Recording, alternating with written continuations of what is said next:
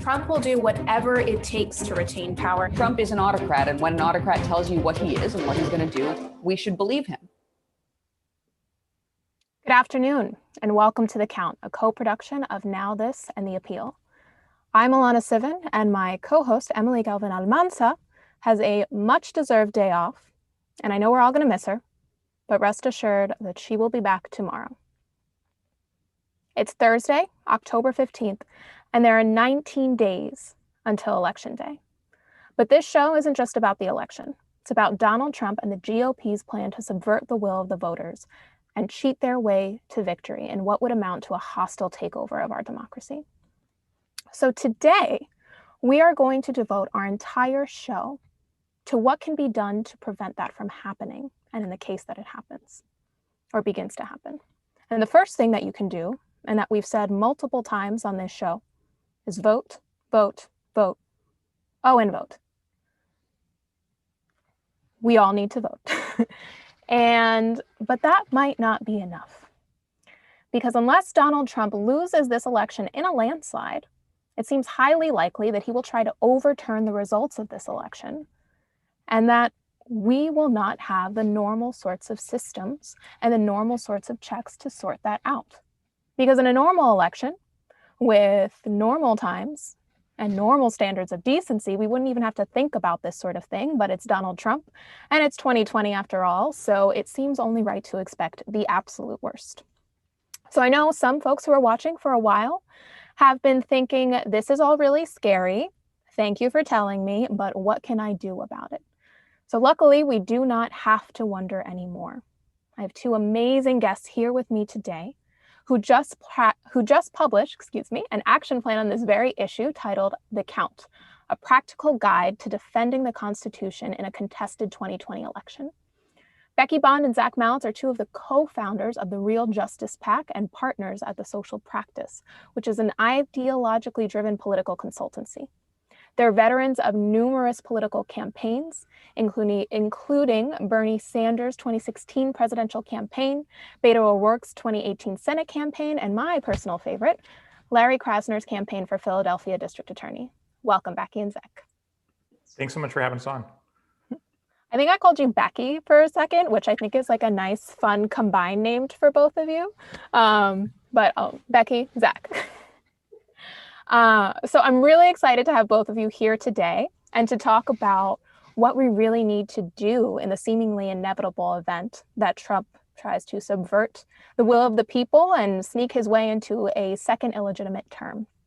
But before we talk about that, I want to talk a little bit about how the two of you realized how important it was to write this guide, and particularly this guide to address in what frankly seems and might seem to some people like an almost unbelievable scenario.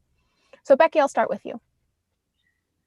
Well, we didn't really foresee this to be our role at this moment in the election. This summer, I was listening to a lot of Steve Bannon's podcast, which is a right-wing podcast. Steve Bannon's long been a sort of a general of the Trump MAGA universe.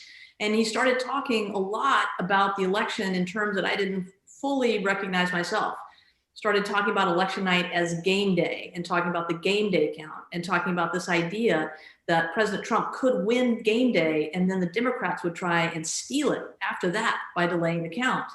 And he started talking about other dates that were later in the calendar around when the safe harbor date for electors, and started talking about joint session of Congress in June, and about all of these things were anchors in a plan that he was readying the troops for in order to challenge a Biden victory at the polls. And it wasn't just Bannon. Jason Miller was the co-host on that show, who's now a senior advisor on Trump 2020. At the same time, we saw Trump going on stage at the Republican National Convention in that clip you just showed, basically saying that he planned not to leave office if he didn't like the results of the election. And so Zach and I, we became really concerned, and we thought, hey, we need to help people and Democratic elected officials prepare psychologically for the worst to happen. We hope the worst won't happen, and we're working hard to turn out voters so this can be a landslide in the election. But we wanted people to be prepared because Trump was always using chaos and discord to get his way and shift the narrative and to plow through with radical actions. And so we wanted to make sure when this happened that people wouldn't be paralyzed, they wouldn't be confused, that they would have a plan and they would know how to act decisively. And that's what we sat down to write. Right. It's so important that we talk about the things that Trump himself has told us that he's going to do. Right. He said that he wants to rely on the Supreme Court to look at the ballots. He's been calling mail-in voting a fraud like you've never seen before, which is sort of setting the stage for that chaos that you're talking about. And it also goes right into the playbook of an autocrat. And that's something we've talked a lot about on this show. And it's also something that we've seen a lot of journalists talk about. So there's, you start off your guide with a quote from Russian-American journalist Masha Gessen, author of Autocracy: Rules for Survival. And in this piece, she breaks down some of the key guideposts for resisting authoritarian rule. And when I was reading your guide, I saw that a lot of what she says in this piece and what you say in your guide tracks with what Amherst College law professor Lawrence Douglas told us earlier this week about how Trump's instincts appear to match up with autocrats in other countries. And so I really want to talk more about Masha Gessen's 6 rules for survival. And we have a graphic of that clip, or a graphic of those 6 rules, which we'll pull up in a second. And I'm interested to hear what you have to say about that. Can we pull that up right now?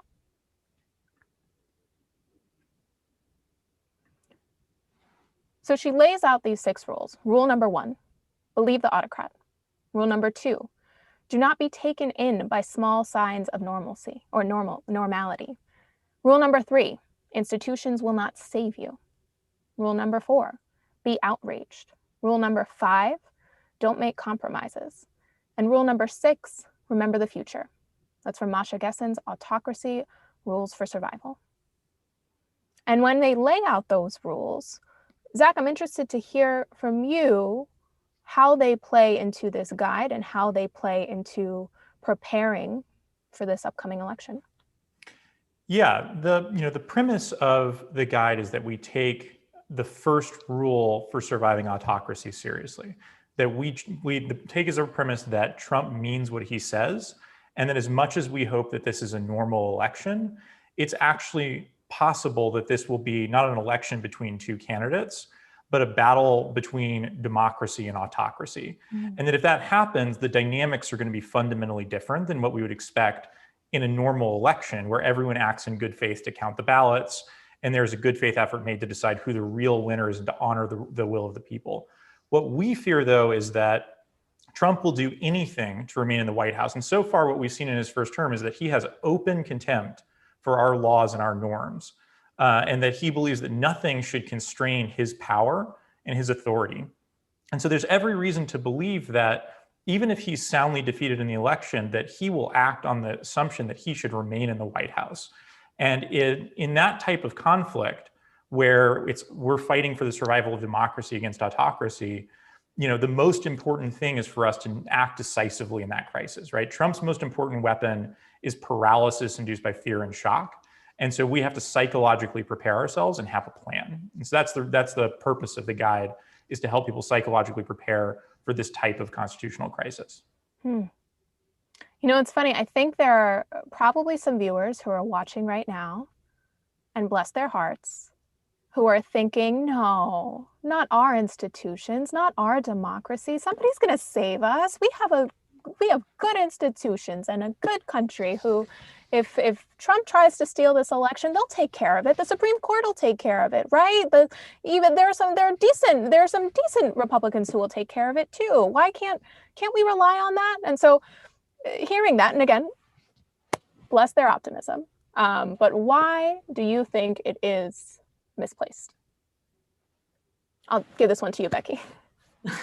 Thank you. I mean, we've watched for the last 4 years Trump and his Republican allies just flaunt the norms that we thought were in place to help this democracy from going off the rails. And so we cannot count on Republicans to do the right thing. We can count on them to do what they've been doing, which is exploit every loophole in the process to overturn the will of the people and get their way.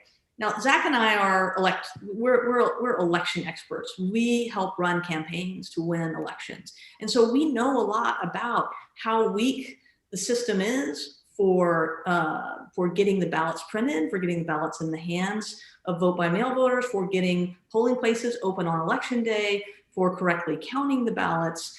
So we know there's elections happening in every county, run by every county under different sets of rules. Different states have different laws about how the votes are counted. So we know this system is just ripe to be attacked by Republicans and Trump if what they want to do is try and steal the election at all costs. And so this is why we wanted to make sure that people actually understood the mechanics of the count, understand where the counts are the most important. And our guide focuses a lot on the swing states, particularly Wisconsin, Pennsylvania, and Michigan, so that they can understand if this goes down, because it can happen. We hope it doesn't. If this goes down, they need to know what the levers of power are. They need to know what the weak spots are, and they need to have a calendar to understand what they need to do when, so that January 20th, the person that's inaugurated as president is the person that actually won the election. You know, and when you talk about sort of all of the ripeness for abuse within this system, I think specifically not only about all of the sort of legal tactics that Republicans will use, but also sort of the street fight sort of tactics, like at location voter intimidation, and you know, the poll watcher army that will come out. And these are all things that we're seeing, that we have a base that is not afraid to go forward with. And, you know, that something that also makes me think of is, there's a quote, I heard it somewhere, I can't remember who it is. I want to say it was Obama who said it, but I don't know for sure, so don't quote me on that. But I know that the quote is that our democracy is only as powerful as its participants.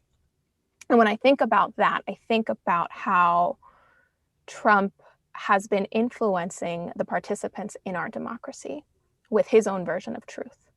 And I'm going to read you some polls that we've been showing on this show for the past week that really talk about that in detail. So we have some polling from Data for Progress and the Justice Collaborative Institute. And it shows that GOP voters trust Trump over everyone. 77% of Republican voters would trust President Trump if he calls the election in his favor. And GOP voters would go along with GOP state legislatures over a Democratic Secretary of State that called the election for Biden. And more so, 70%, within that statement, 70% of likely Republicans would trust a GOP-controlled state legislature if they were to call the election and send fraudulent Trump electors to the Electoral College, in that scenario where a Secretary of State had called the race for Biden. But this stat is really what, get ready for it, this stat is really the one that blew my mind. 61% of them would trust the GOP legislature even if Fox News called the race for Biden. Trump over Fox News, over Secretary of State. Zach, talk to me about this. Yeah, I mean, you know, Trump has spent his, you know, since his campaign, his entire time in office, you know, not just inciting violence, but creating an entire reality for his hardened core of supporters, right? And this is like, you know, it's an us versus them reality where the only person you can count on is Trump. And anyone who's not Trump is lying, and anyone who defies Trump, you know, is the enemy. And it's a really scary worldview. And fortunately, most Americans don't have this worldview. But there is a hardened core of Trump's supporters. And it's not even all of his supporters, but a hardened core of his supporters who think this way and believe this. And, you know, Trump has been rallying them to intimidate voters, you know, on election day, to disrupt voting, and to do that potentially with violence, right? He's talking specifically to white nationalist militias. You know, and he did this from the debate stage, right? He said, you know, he called on his supporters, you know, go to the polls, you know, check the ballots. And what he's talking about is intimidating voters and challenging people's right to vote.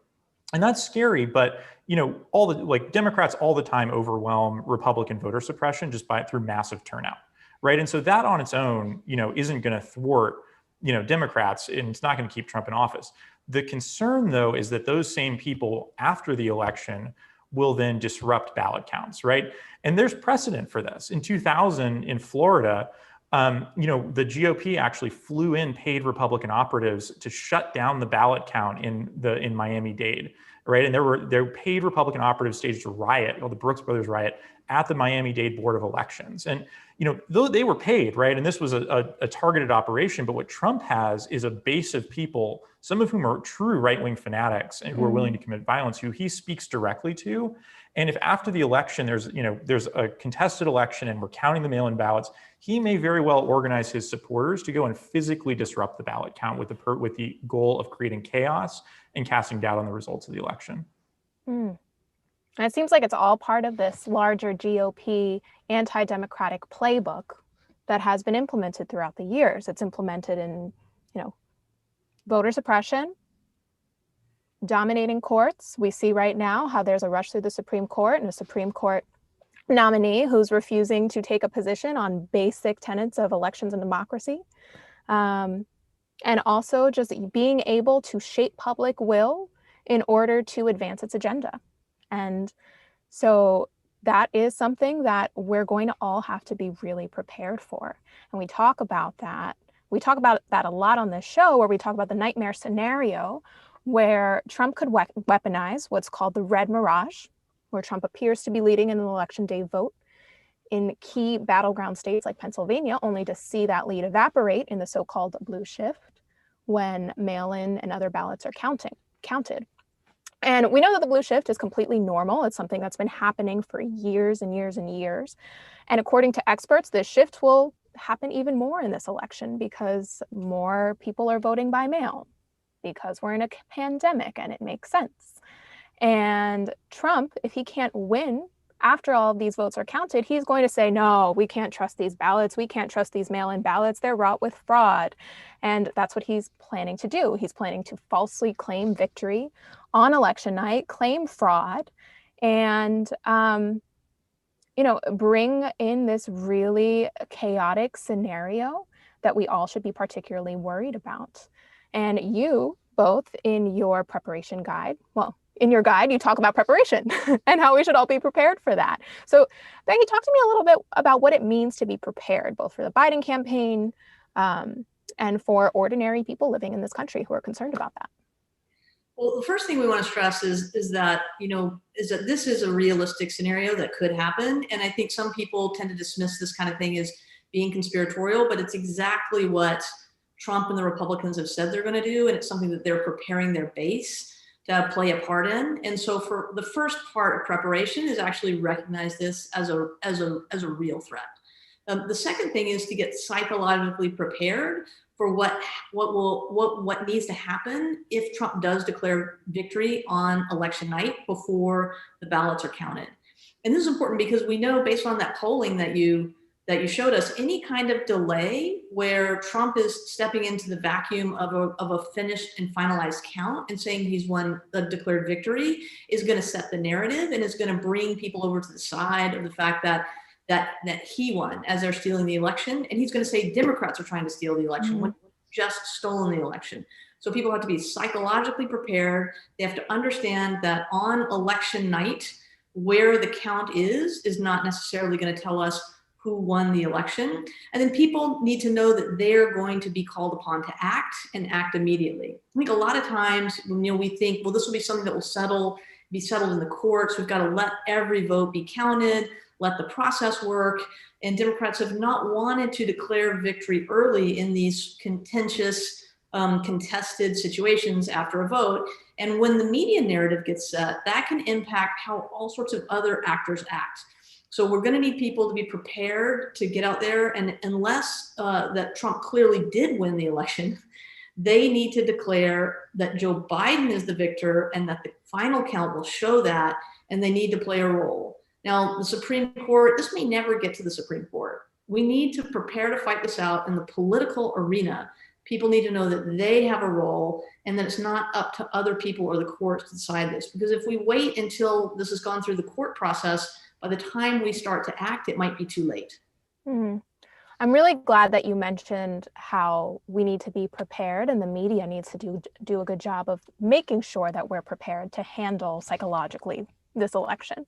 And part of that means changing our mentality our quote unquote game day mentality of election night. And we need to know that election night is not the season finale, it's not the Super Bowl, and voters need to be prepared to not get the results on November 3rd, and perhaps not for weeks after. And so what I'd like to do is play a clip that talks a little bit about this. We're going to play a clip from Late Night with Seth Meyers, where CNN host Jake Tapper frames the different expectations we should have of Election Day. Let's play that clip. One of the things to think about is just how many of those House seats we didn't find out about in the 2018 election until a week later. And while it was clear the Democrats were going to take the House, it wasn't clear what the margin was going to be. And a lot of them were on the West Coast, where they have vote by mail, and there was an extensive counting system. And I think one of the things that we need to do in the media, in the news media, is make sure that voters are prepared for what might end up not being a clear winner on election night.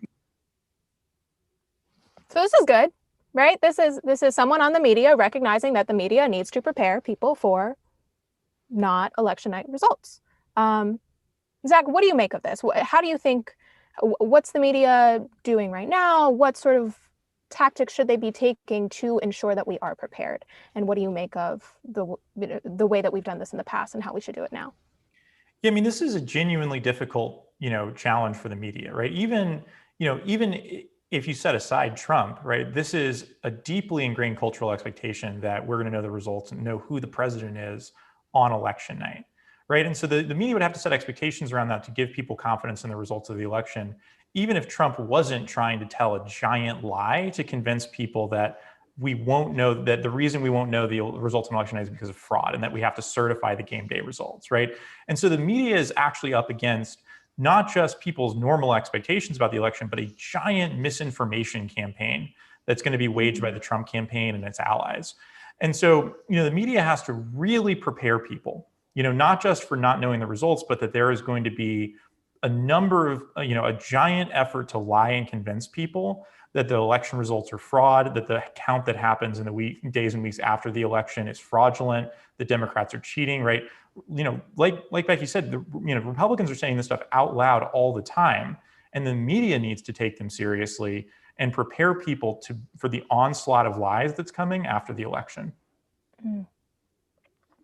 It's really interesting to hear you talk about that, because we think about this as there's already all of this misinformation out there, and it's on one side, and it's really asymmetrical, and it sort of creates this obligation on the media to be the adult in the room in a certain way and really break down for voters in this super polarized environment what is actually happening. And I think that's going to be a really difficult thing for the media to do, especially if we'll talk about this a little bit later, I'm sure, but especially if we're in a situation where Trump has manipulated things to make it look like he has more votes. And the media is going to be in this really tricky scenario where they're going to have to lay it out for folks. And I really hope that they can live up to that challenge. But something that we can do right here is talk about and really lay out for folks who are watching the days after Election Day. And in your report, you lay out some of the terrifying tools that Trump will use to sow chaos and cast doubt throughout those days after Election Day. So in a few seconds, we're going to pull up a graphic showing key dates in the post-election timeline. And then I'll ask you to take through the significance of these dates and tell us a little bit more about what we see there. So let's pull that up right now.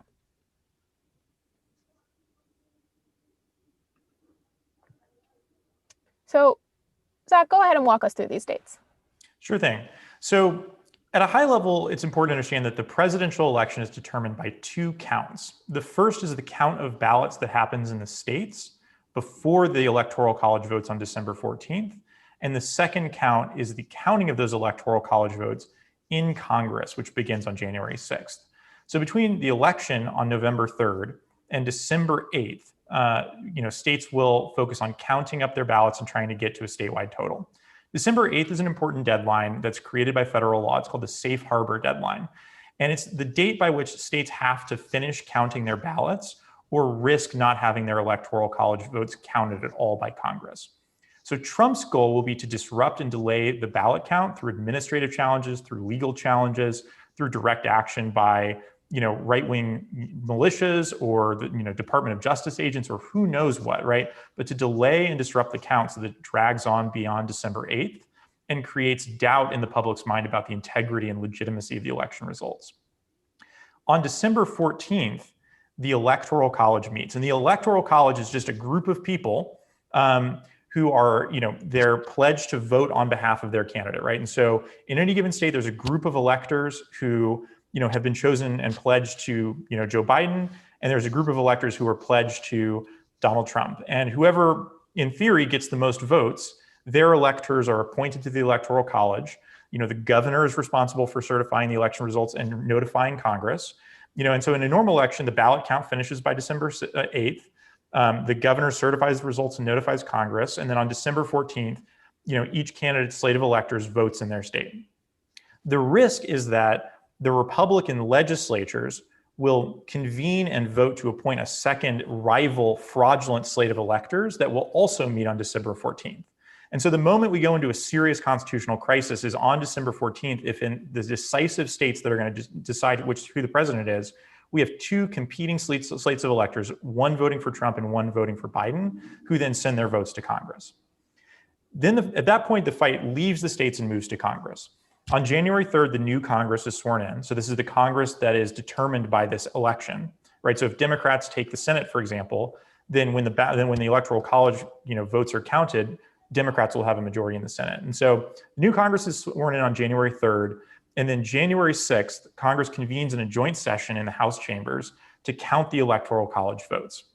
And this is where the real political battle begins, right? If Congress gets two slates of electors from a single state, they have to vote to determine which one to count.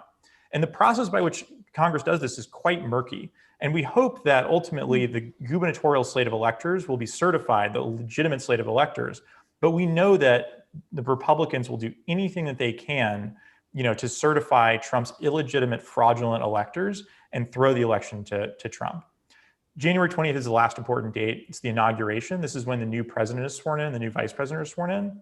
But if Congress hasn't finished counting the Electoral College votes by then, then we don't have a vice president, we don't have a vice president, then the Speaker of the House is sworn in as the acting president. So it sounds like you're saying, like you said before, that this will be a political knife fight, bloodbath, all of the things that are going to make for pandemonium, basically, and a fight of political will. And so thinking about that, when we see all of this, I'm thinking back to something you wrote in the report, which was that Joe Biden, along with Democratic elected officials in swing states and Congress, will need to play brutal hardball. If they flinch, they lose. So, Becky, can you talk us through what hardball might end up looking like for Biden and state Democrats in the weeks following Election Day? Yeah, for Democrats, what hardball is, it can be hard to identify because they don't play it very often. But we can look at Mitch McConnell and the Republicans for an excellent example of what that means. So to play hardball would mean to use every process, every loophole, every tactic, whether it was polite, whether it was precedented or not, at your disposal to win the fight in front of you. We saw this in the last year of Obama's term, when McConnell refused to move forward on Obama's nomination to the Supreme Court and effectively stole a Supreme Court nomination in a way that was seen as unprecedented because he just simply refused to let it through the process, waiting for a Republican president to be elected and then quickly ushering through a nominee to an appointee to the Supreme Court.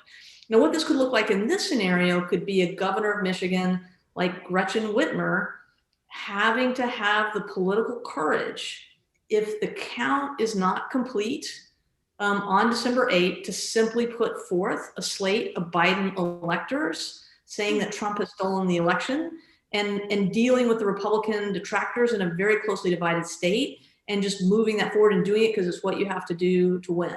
In Pennsylvania, we have a state where we have a Democratic governor, and we have so many vote by mail ballots that they've never counted before. They had to buy new machines because it took weeks to count the primary vote. The general vote's going to be way huger than that. They're going to be running a process that could extend the count way after December 8th. And that governor is going to have to move the slate of electors to Congress.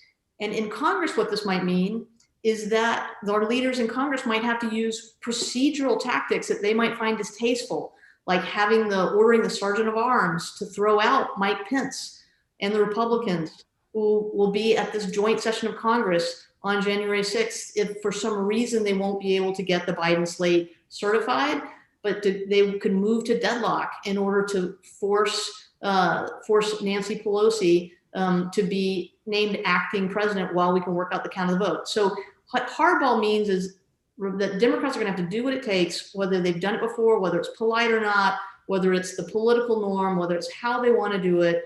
They have to do exactly what it takes with everything they have to prevent Trump from stealing the election.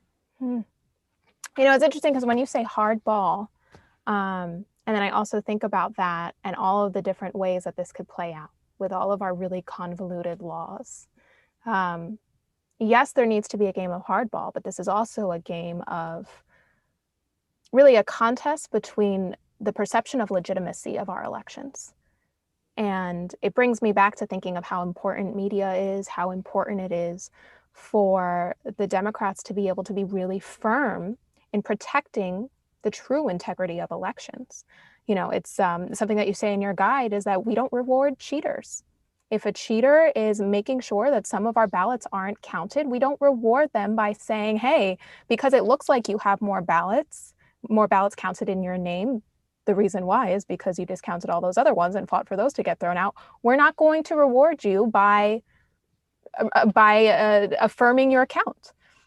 And so that's something that is, again, I think it's going to be really tricky. And I'm really glad that you all put out that guide so that people know that that's the narrative that we have to take. And I really hope that those in the Democratic Party and the media are taking that into account when they decide to go about their public messaging with this election.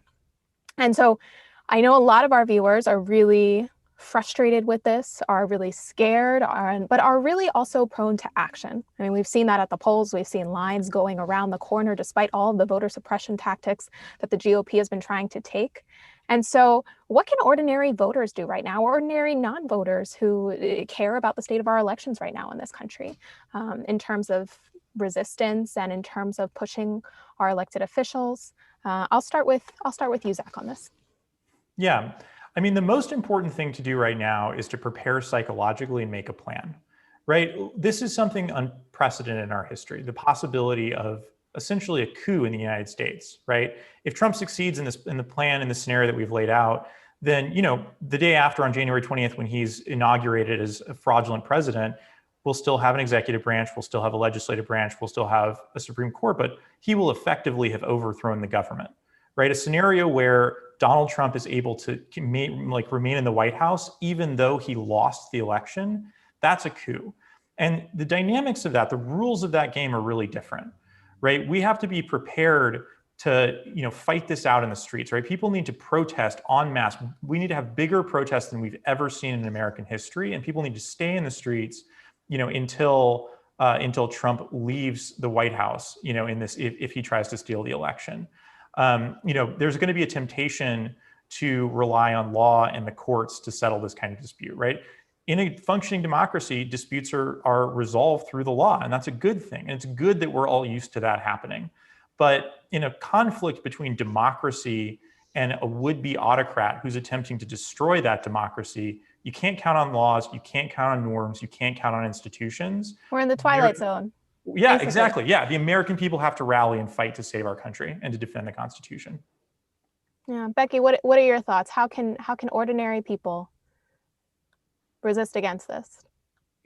I agree with Zach. People are going to need to be out in the streets, but we also have to understand that we've had people out in the streets before, and we've had, you know, we've started unjust wars, and we haven't been able to make a dent in climate change. And so we also have to make sure that while we're out in the streets and we're saying we're not going to have business as usual at this point, we also have to be pressuring our democratically elected leaders to stand up and fight this out for us. Like, we want to make sure that those who have the power to do something do everything in their power, and that they don't get to sit back and say we threw it to the courts, the courts rigged against us. and we're going to have a Trump presidency. This is just not one where we can allow ourselves to be beaten because we don't play hardball and we don't use every tactic that we have to win the election. So it's all hands on deck, basically.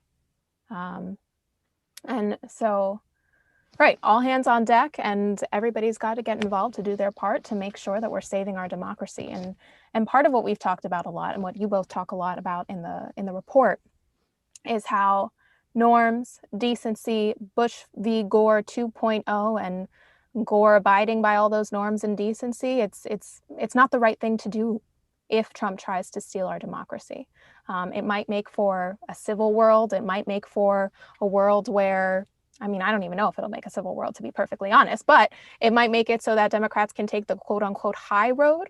But what it will do is also hurt people. And so the right thing to do in this stage is to make sure that, as somebody who is fighting for democracy, for the good of our country, that they're treating it like the high stakes that it is. It's not some highbrow legal battle. It's all of the tenets of what our country should be based on. So on that note, Emily and I, when we normally end, we usually do like a little sum up, but I'd love for you both to stay here and we can sort of do a back and forth sum up. Does that sound good to you both? Cool. So today we talked a lot about the potential chaos that could unfold on Election Day. And I think my sort of overarching takeaway is that, as frightening as it is that Trump could undermine the will of the people and effectively hijack our democracy, we are not powerless to stop it. But we also have a responsibility to do absolutely everything we can to stop it. We can't have apathy. We can't have complacency. We cannot half-ass this. Donald Trump and his Republican enablers are counting on us to be complacent. And he's counting on us to observe all the norms and decency that he has not demonstrated throughout his presidency, and he's not going to demonstrate in this election. So, Becky and Zach, because your report split this up into action steps for lawmakers and voters, I'm going to ask you each to give us your top line takeaways for what each has to be prepared to do to stop Trump from stealing this election.